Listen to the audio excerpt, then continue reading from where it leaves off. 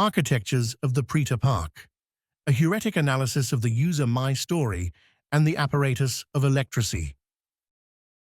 Family, the thrifty tarantula, and the canyon of containment. The primal scene, Main Street, USA. User narrative, experiencing my father catching a tarantula in a clean, empty mayonnaise jar and abruptly throwing it into the canyon behind our suburban home in La Mesa, California. In 1963, there was a large T sign for the Thriftymart down the canyon in the background. This narrative fragment constitutes the user's primal scene of instruction within the family domain. In the topological logic of the PreterPark, this maps to Main Street, USA, the entry point, the zone of nostalgia, origin, and the heimweh, homesickness. However, unlike the sanitized, idealized Disney Main Street, the electorate Main Street is defined by the uncanny, unheimlich, the familiar made strange. This scene perfectly encapsulates the tension between the domestic safety of the suburb and the wild, chaotic void that borders it. The Thriftymart, the monument of the Big T. To understand the visual and symbolic weight of this memory, we must excavate the history of the backdrop, the Thriftymart. Research indicates that Thriftymart, often colloquially referred to as Thriftymart, was a dominant presence in the Southern California landscape during the post-war boom of the 1950s and 60s. The chain, originally founded as Fitzsimmons Stores, Limited, rebranded to Thriftymart and embarked on an aggressive expansion, becoming a staple of the Los Angeles and San Diego basins. The big T signs mentioned in the user's narrative were not merely advertisements, they were geodetic markers. These 40-foot tall red neon structures burned bright above the sprawling, undifferentiated suburbs. In the context of 1963 La Mesa, a suburb experiencing rapid development, the Big T was a totem of modernity and corporate presence, penetrating the wild space of the canyon. The visual dominance of the sign, burning bright at dusk, transforms the canyon from a natural geological feature into a colonized space. The T stands as a sentinel, a red scar against the twilight, symbolizing the law of the market that governs the suburban existence. It frames the father's action not just as pest control, but as a defense of the domestic sphere against the encroachment of the wild, performed under the watchful red eye of commerce. The tarantula in the jar, containment and objection.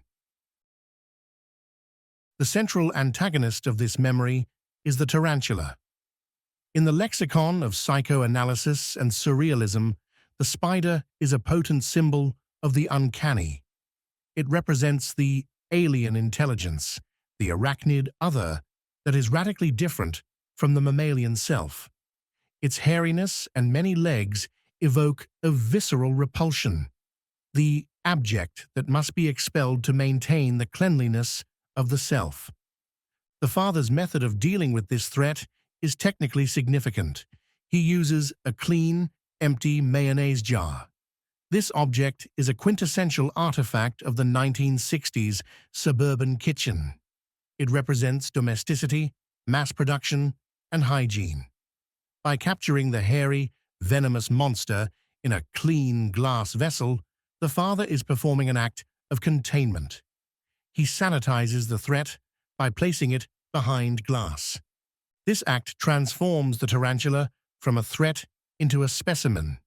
The jar acts as a lens or a screen, a transparent barrier that allows observation without contact.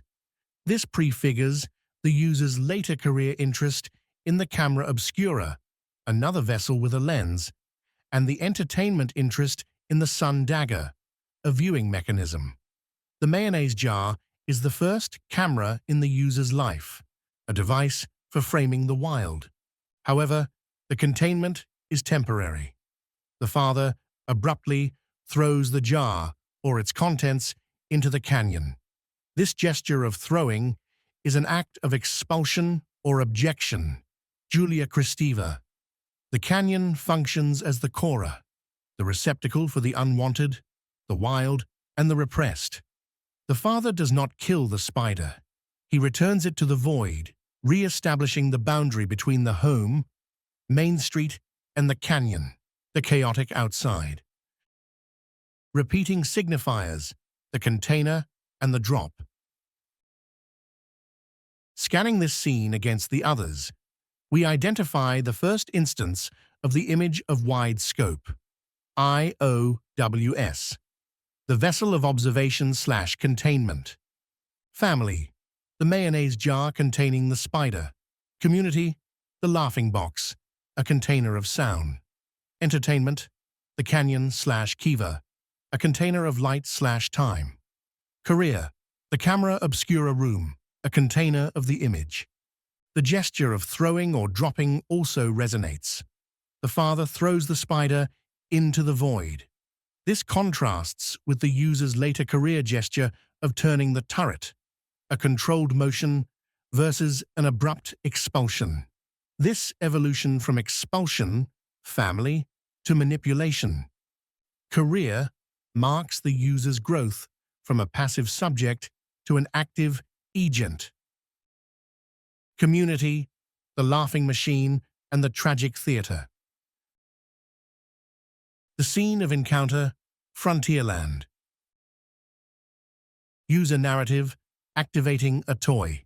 Just for laughs, Ozen Laughing Box at the Roxy Theater in Pacific Beach, San Diego in California during the scene of Love Story, directed by Arthur Hiller, 1970, where Jenny, Ali MacGraw, tells Oliver, Ryan O'Neill, that she is dying. This scene maps to Frontierland, the zone of the border, the struggle, and the encounter with the other. Here, the other is the collective emotional body of the community, the audience weeping at Love Story, and the user's transgression against it. It is a frontier between tragedy and farce. The Roxy Theater, the Lost Monument. The Roxy Theater in Pacific Beach, 4642 Cass Street, was a significant cultural landmark in San Diego. Built in the mid-20th century, it was a classic single-screen movie palace that served as a community hub until its demolition in the early 1980s, replaced by a post office. By 1970, the Roxy was the site of the Love Story phenomenon. The theater represents the public sphere, a dark room where strangers gather to share a synchronized hallucination. In 1970, Love Story was not merely a film, it was a societal ritual. Audiences were culturally conditioned to perform a specific emotional release, weeping, at the designated moment, Jenny's death. The theater acts as a containment vessel for this collective emotion, much like the jar contained the spider. Love Story, 1970, The Architecture of the Weepy. The film Love Story, directed by Arthur Hiller, is a masterpiece of the melodrama genre.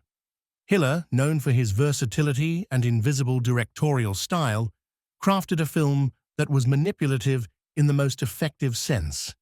The specific scene mentioned, Jenny, Ali MacGraw, telling Oliver, Ryan O'Neill, she is dying, is the climax of the tragedy. Visually, Hiller and cinematographer Richard Cretina utilized a specific palette to convey the mood. They employed a washed-out look for scenes in Cambridge and New York, often featuring snow-covered landscapes to signify coldness, purity, and impending death. The lighting in the hospital scene is clinically cold, emphasizing the pallor of the dying Jenny. Ali MacGraw's portrayal of Jenny Cavallari established the trope of the beautiful death. Critic Roger Ebert coined the term Ali MacGraw's disease to describe a movie illness where the only symptom is that the sufferer grows more beautiful as death approaches. This lack of visceral reality, no blood, no decay, makes the scene a simulacrum of death, a perfect, clean image, much like the spider in the clean jar. Ryan O'Neal's presence adds a layer of ironic dissonance. Before his acting career, O'Neal was an amateur boxer and a lifeguard. His physical persona is one of strength, violence, and saving lives. Yet in this scene, he is rendered impotent. He cannot fight death. He cannot save Jenny. This tension between his lifeguard body and his helpless lover role creates the emotional pressure of the scene. The user's intervention disrupts this pressure. The Ozen Laughing Box, the mechanical trickster. The intervention is performed via the Ozen Laughing Box, often branded as Just for Laughs or Bag of Laughs. This vintage 1970s toy was a small, battery-operated record player encased in a pink plastic box or bag. When the button was pressed, it played a looping recording of manic, uncontrollable, hysterical laughter. The mechanism is crucial. It is a miniature record player. Inside the plastic shell, a stylus rides on a small, grooved plastic disc. This connects directly to the user's career memory of the lens turret, a rotating mechanism, and the entertainment memory of the Sun Dagger, a cyclical marker. By activating the box during the death scene, the user introduces the grotesque into the tragic. The mechanical laughter deconstructs the sentimental mood of the film. It reveals the artificiality of the audience's tears. Just as the laugh is a mechanical reproduction, the tears are a programmed response to the Hollywood machine.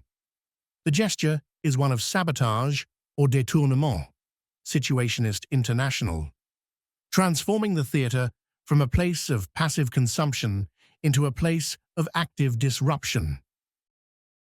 Repeating signifiers, the loop and the box. The box. The Ozen box echoes the mayonnaise jar. Both contain a wild force, spider/laughter, that is released by the user/father. The loop. The laughing record plays in a loop. This mirrors the cyclical nature of the sun. Dagger, seasonal loop, and the rotating turret, visual loop. The screen. The movie screen is another surface of projection, like the Camera Obscura. Table. Entertainment, the Sun Dagger, and the cosmic clock. The scene of mythology, Fantasyland. User narrative, the scene from Carl Sagan. Cosmos, Episode 3, The Harmony of the Worlds, circa 1980. The Sun Dagger petroglyph during Summer Solstice, Fajada Butte in Chaco culture. National Historical Park in northwest New Mexico. This scene maps to Fantasyland, the domain of myth and the visceral. For the electorate subject, science often functions as mythology, a grand narrative explaining origin and destiny. Carl Sagan acts as the Walt Disney of this domain, the narrator who guides the viewer through the magic kingdom of the universe. Cosmos, the electronic hearth. Carl Sagan's Cosmos, A Personal Voyage, 1980, was a watershed moment in educational television. Episode 3, The Harmony of the Worlds, focuses on Johannes Kepler and the historical transition from astrology to astronomy. Sagan uses the episode to draw a line between mysticism, astrology, and science, astronomy, yet he presents science with a mystical sense of wonder. The specific segment features the Sun Dagger at Fajada Butte in Chaco Canyon. Discovered by artist Anna Sofer in 1977, this site consists of 3 large stone slabs leaning against a cliff face. Behind them are two spiral petroglyphs carved by the ancestral Puebloans, formerly Anasazi. At the summer solstice, a dagger of sunlight pierces the center of the large spiral. The symbolism of the dagger and spiral. The spiral is a universal symbol of cyclical time, evolution, and the journey to the center, the labyrinth. Within the user's My Story, it rhymes powerfully with the web of the tarantula, family, a spiral construction. The grooves of the Laughing Box record, community, a spiral path for the stylus. The rotation of the camera, obscura turret, career, a circular motion. The Sun Dagger itself is a pure form of projection. It is light writing on stone. It acts as a clock or a camera that records the movement of the cosmos. The light. It is the masculine penetrating force. The dagger entering the feminine. Receptacle. The spiral/cora. This echoes the father's throwing of the spider force into the canyon. Receptacle. The ruin. Chaco Canyon is a ruin, a monument to a lost civilization. This connects to the Roxy Theater, a lost monument, and the Thrifty sign, a commercial monument. The user is drawn to places where human order has decayed or been abandoned, leaving only the mechanism behind. The mood, the sublime. The mood of this scene is the sublime, Kant/Burke, the feeling of awe and terror in the face of the infinite. Sagan's narration emphasizes the vastness of time and the ingenuity of the skywatchers. This mood stands in stark contrast to the mockery of the Laughing Box. Here, the user finds a form of order that is cosmic, silent, and mathematically precise, unlike the chaotic, noisy order of the suburbs or the manufactured emotion of Hollywood. Repeating signifiers, the light and the rock. The crucial element here is light as a tool. The sun paints the time. This prefigures the user's career in the Camera Obscura, where light paints the picture of the outside world. Fajada Butte, a natural turret that directs light.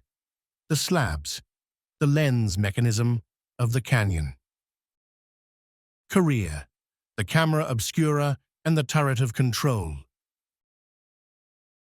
The scene of discipline, Tomorrowland. User narrative, experiencing turning the lens turret in the darkened observation room at the Camera Obscura, Santa Monica, California in 1967, projecting a scene of the Pacific Palisades, the pier, and the beachfront. This scene maps to Tomorrowland, the zone of tools, technology, and the future. However, the technology here is anachronistic, 19th century, suggesting a steampunk or media archaeology version of the future. It represents the user's entry into the discipline of vision. The Santa Monica Camera Obscura, the eye of the city. The Santa Monica Camera Obscura has a specific history. Built in 1898 by Mayor Robert F. Jones, it was originally a seaside attraction on the boardwalk. In 1955, the mechanism, turret, lens, mirror, was moved to a purpose-built room in the Senior Recreation Center in Palisades Park. The device functions on the ancient principle of the dark room. A turret on the roof houses a lens and a mirror. This turret captures light from the outside world and reflects it down into the darkened room, projecting a live moving image onto a white circular disc, table. In 1967, amidst the psychedelic revolution and the height of the Vietnam War, this Victorian device offered a unique way of seeing. It was a panopticon, Foucault, an all-seeing eye that allowed the observer to watch the beachfront, the bodies of others, the surfers, the lovers, without being seen. This connects back to the father watching the tarantula in the jar. The user is now the one holding the jar/room. The gesture, turning the turret. The specific gesture of turning the lens turret is the user's moment of agency. Unlike the passive consumption of the movie, love story, or the TV show Cosmos, here the user controls the view. The mechanism usually involves a ship's wheel or a hand crank in the center of the room. By turning the wheel, the user edits reality, panning across the Pacific Palisades, the pier, and the ocean. This gesture is the founding invention of the user's career, likely in media, photography, or theory. It represents the transition from spectator to operator. The user is learning to manipulate the apparatus. The apparatus, the room as camera. The Camera Obscura is the ultimate vessel of light. It combines all previous signifiers. It is a room/container, like the jar, the theater, the canyon. It uses a lens/projection, like the Sun Dagger, the movie screen. It involves rotation/cycles, like the spiral, the record, the spider's web. The image projected is of the Pacific Palisades, the edge of the continent, the same frontier explored in the community, Pacific Beach, and family, La Mesa Canyon sections. But here, the frontier is mediated by a lens. It is safe.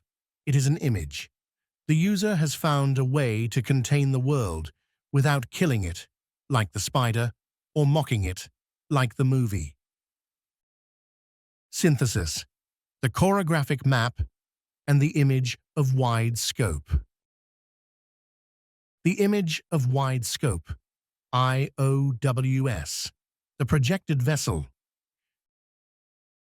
Scanning the 4 domains, we identify the core image that organizes the user's My Story, the projected vessel. In the family domain, the vessel, container, is the mayonnaise jar or canyon. The projection, content, is the tarantula or thrifty sign. And the gesture, action, is throwing, expulsion. In the community domain, the vessel, container, is the theater or laughing box.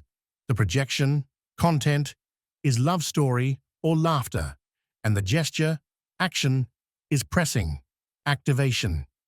In the entertainment domain, the vessel, container, is Chaco Canyon or the spiral. The projection, content, is the Sun Dagger or time. And the gesture, action, is aligning, observation. In the career domain, the vessel, container, is the darkroom or table. The projection, content, is the Pacific coast or the image. And the gesture, action, is turning, manipulation. The logic, the user's identity, is formed by the tension between containment, safety, control, the jar, the room, and projection, light, sound, the sign, the sun. The user seeks to contain the wild, spider, death, cosmos, in order to project it as an image or performance. The gesture, rotation.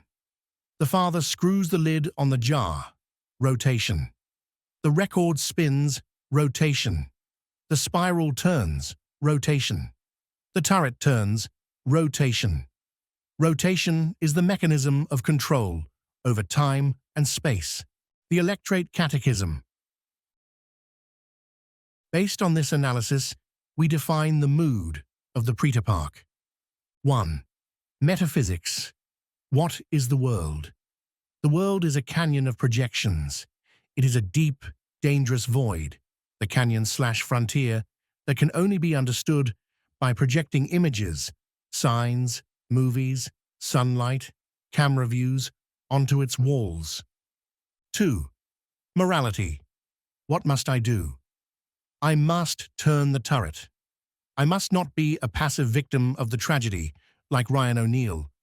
I must actively manipulate the apparatus, the laughing box, the lens, to disrupt the sad narrative and create a new perspective. 3. Mood. How does it feel? Techno-nostalgia. A longing for the mechanical tools of the mid-century, neon signs, record players, optical devices that allowed for a tangible connection to the infinite. It is the feeling of being safe in a dark room while watching the bright, dangerous world spin by. Conclusion: the cartographer's summary. The research into the user's My Story reveals a profound engagement with the mechanisms of vision and control. Across all 4 domains, family, community, entertainment, career, the user creates a safe distance from the real, the spider, death, the cosmos, the public, by interposing a device, the jar, the laughing box, the Sun Dagger, the camera. The PreterPark, designed herein, is a machine for turning. It invites the user, the agent, to enter the dark room of memory, grasp the wheel of the turret, and rotate the view. By doing so, they transform the general accident of life, the throw, the death, the vastness, into a composition of light and sound. The prompts provided are tools for this transformation, allowing the user to visualize and inhabit their own myth.